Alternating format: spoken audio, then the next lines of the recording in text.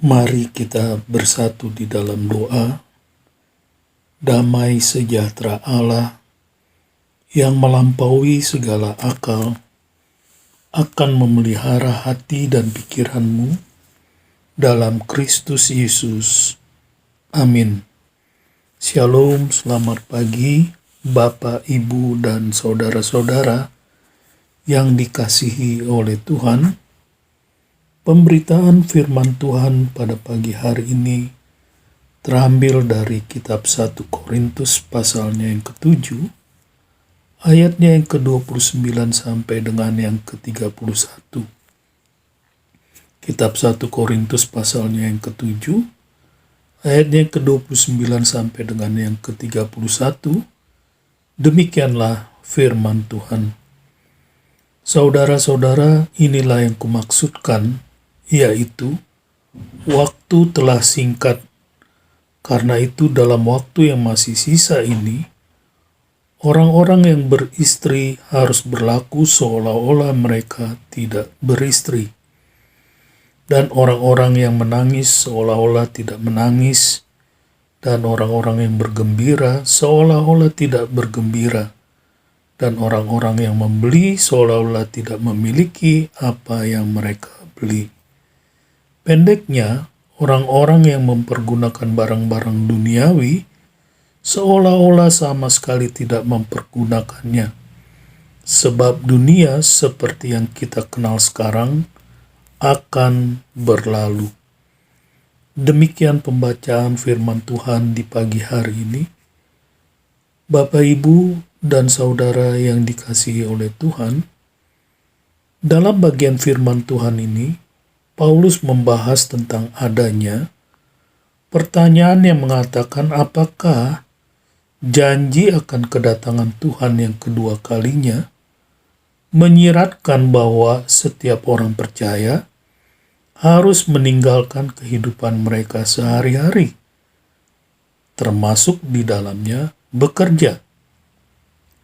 Dari pernyataan Paulus ini, rupanya ada beberapa orang percaya yang salah mengerti sehingga mereka mengabaikan tugas dan kewajiban di dalam keluarga dan bahkan ada yang sampai berhenti bekerja.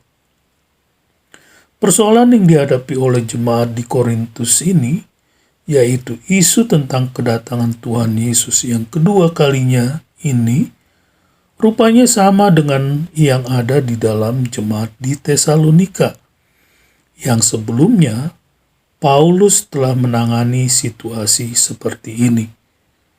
Paulus memberikan instruksi yang jelas kepada jemaat di Tesalonika. Paulus berkata, sebab juga waktu kami berada di antara kamu, kami memberi peringatan ini kepada kamu. Jika seorang tidak mau bekerja, janganlah ia makan. Kami katakan ini karena kami dengar bahwa ada orang yang tidak tertib hidupnya dan tidak bekerja melainkan sibuk dengan hal-hal yang tidak berguna. Orang-orang yang demikian kami peringati dan nasihati dalam Tuhan Yesus Kristus, supaya mereka tetap tenang melakukan pekerjaannya dan dengan demikian makan makanannya sendiri. Bapak, Ibu, Saudara yang dikasihi oleh Tuhan, sebenarnya argumentasi Paulus tentang isu kedatangan kedua dari Tuhan Yesus yang sudah dekat akan lebih mudah dipahami jika kita memperhatikan dengan seksama di dalam 1 Korintus pasalnya yang ke-7 ayatnya yang ke-29, di mana Paulus tidak bermaksud bahwa pernyataannya tentang waktunya telah singkat di dalam arti bahwa kedatangan Yesus yang kedua kali sudah dekat. Sebab di sini Paulus menggunakan kata kerja sinestalmenos yang menjelaskan bagaimana suatu benda didorong secara bersama-sama sehingga menjadi lebih pendek atau lebih kecil secara keseluruhan. Atau istilah yang lebih tepat adalah waktu telah dikompresi.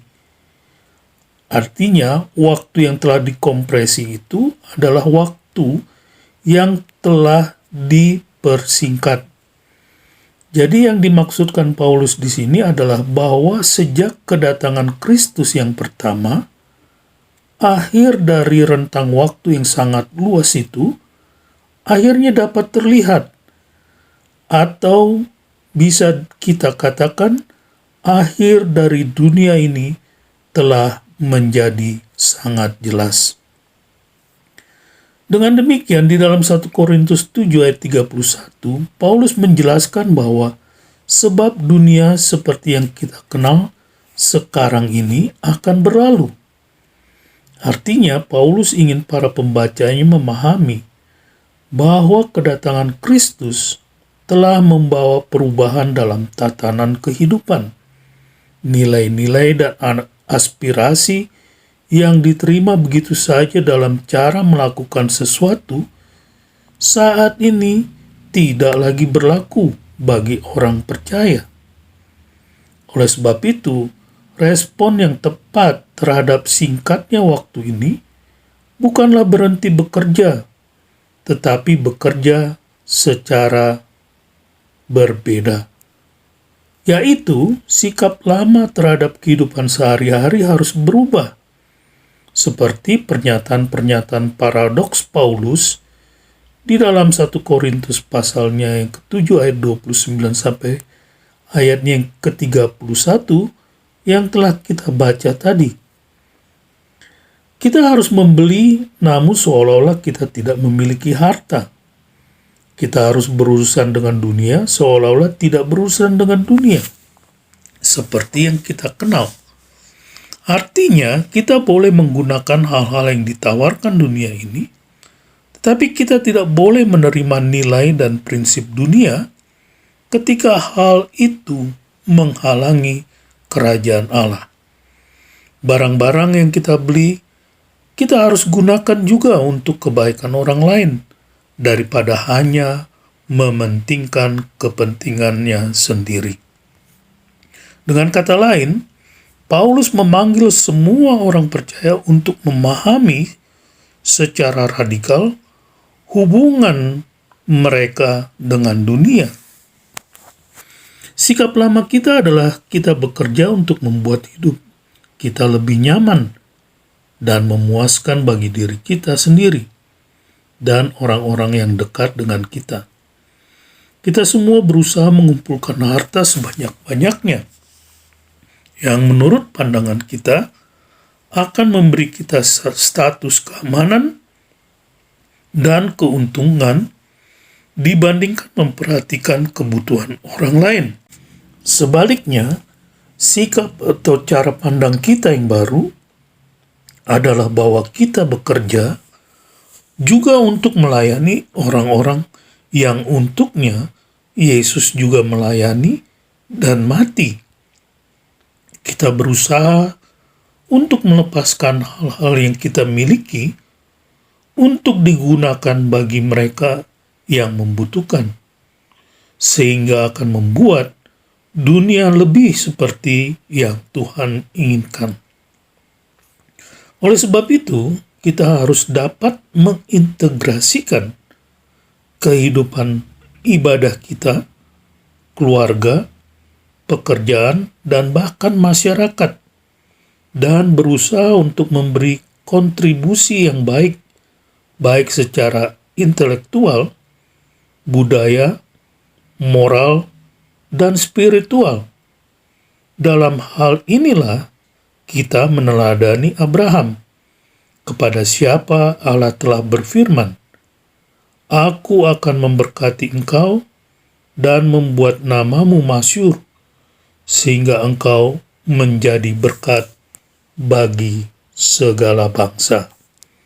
Selamat beraktivitas. Tuhan Yesus memberkati. Bapa, terima kasih untuk firman-Mu di pagi hari ini. Kami sungguh bersyukur ya Tuhan.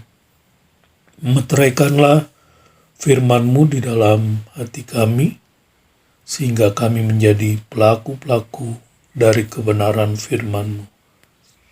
Terpujilah nama Tuhan, dalam nama Tuhan Yesus kami berdoa. Saudara-saudara yang dikasihi oleh Tuhan, arahkanlah hatimu kepada Tuhan dan terimalah berkat Tuhan. Tuhan memberkati engkau dan melindungi engkau.